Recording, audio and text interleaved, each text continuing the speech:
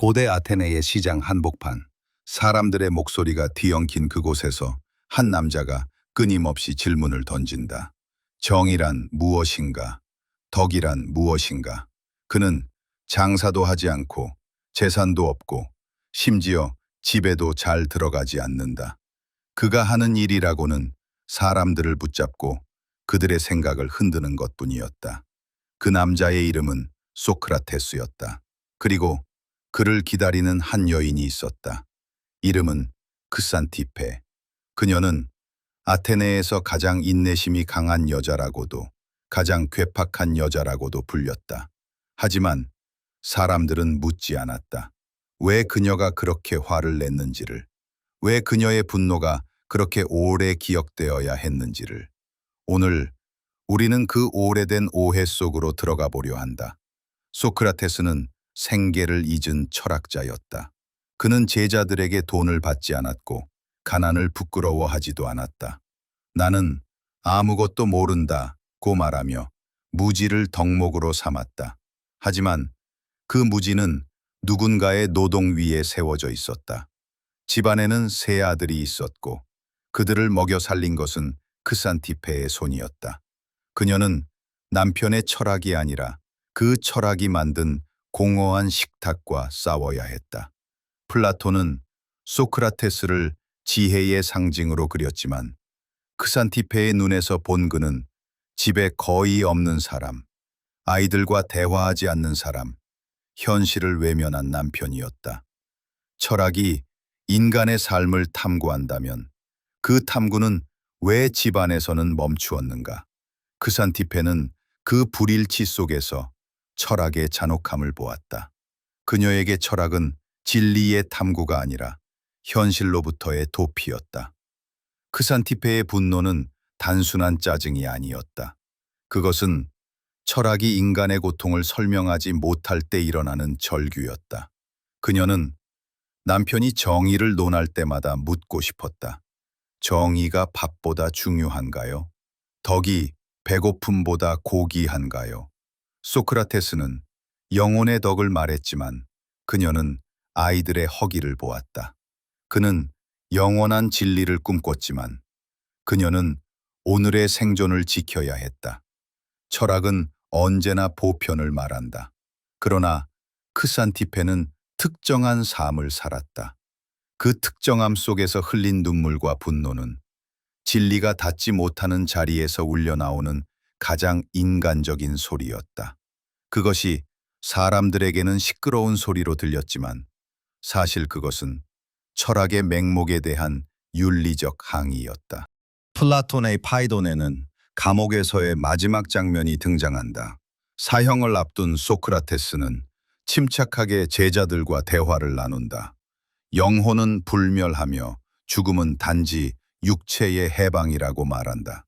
그때 크산티페는 울부짖으며 남편에게 달려든다. 당신은 왜 이렇게 태어날 수 있나요? 제자들은 그녀를 밖으로 내보낸다. 철학적 담론에 방해가 된다는 이유였다. 그러나 그 순간 철학이 내쫓은 것은 단지 한 여인이 아니라 인간의 감정 그 자체였다. 크산티페의 울음은 사랑의 증거였다. 그녀는 남편이 죽음을 초월하길 바라지 않았다. 그가 살아서 아이들과 함께 밥을 먹기를 바랐다. 그녀의 눈물은 철학이 놓쳐버린 사랑의 언어였다. 그 울음은 지금도 철학의 역사 속에서 들려오는 인간의 목소리다. 역사 속에서 크산티페는 늘 악처로 불렸다. 소크라테스에게 물을 끼얹었다는 일화는 교과서에도 등장한다. 하지만 그 장면을 다르게 보면 어떨까?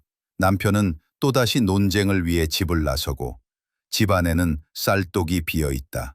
그는 말한다. 사람은 빵만으로 살지 않는다. 그 말에 그녀는 분노한다. 그럼 빵은 누가 구워야 하는가? 그리고 물을 끼얹는다. 그 물은 철학에 대한 비난이자 현실의 응답이었다. 그녀의 행동은 폭력이 아니라 존재의 외침이었다. 당신이 말하는 진리는 나의 삶을 구하지 않는다. 그것은 철학을 현실로 끌어내리는 행위였다. 그녀는 철학자의 말에 물을 끼얹음으로써 말의 무게를 다시 느끼게 했다. 아테네의 여성은 시민이 아니었다. 그들은 투표할 수도 공직에 나갈 수도 없었다. 그들의 세계는 집 안이었다. 하지만 그 좁은 공간 안에서조차 크산티페는 남편의 철학과 맞섰다. 그는 사유의 자유를 외쳤지만 그녀는 삶의 구속 속에서 버텼다. 그 아이러니가 그녀의 분노를 더욱 깊게 했다. 크산티페의 삶은 그 자체로 침묵 속의 철학이었다. 말할 수 없는 자의 철학, 대화에 초대받지 못한 자의 철학.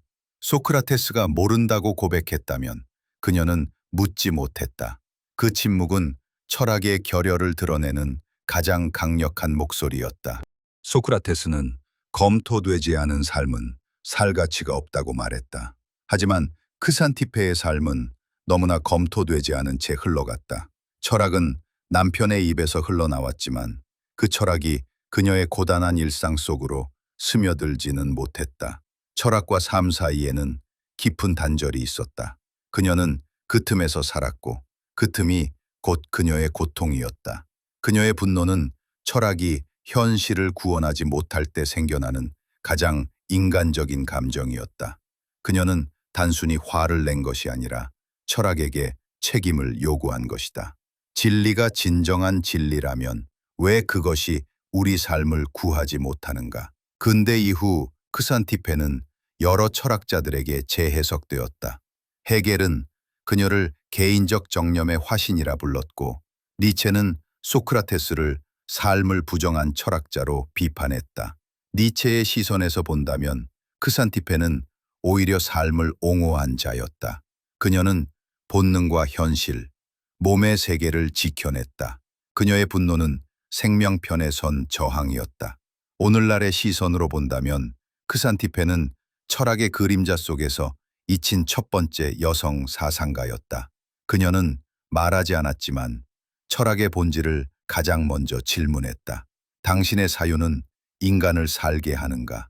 소크라테스의 아내가 남편을 미워한 이유는 단순하지 않다. 그것은 철학과 삶, 이상과 현실, 영혼과 육체 사이의 긴장 때문이다. 그녀는 남편이 아니라 남편의 언어를 미워했다. 그 언어가 인간의 고통을 외면했기 때문이다. 그녀의 분노는 철학을 향한 가장 깊은 사랑의 방식이었다.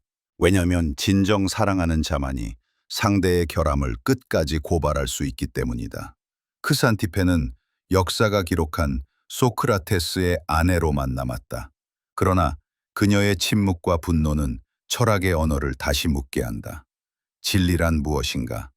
그리고 그 진리는 인간을 구할 수 있는가? 오늘 우리가 철학을 이야기할 수 있는 이유, 어쩌면 그건 소크라테스보다 크산티페 덕분일지도 모른다.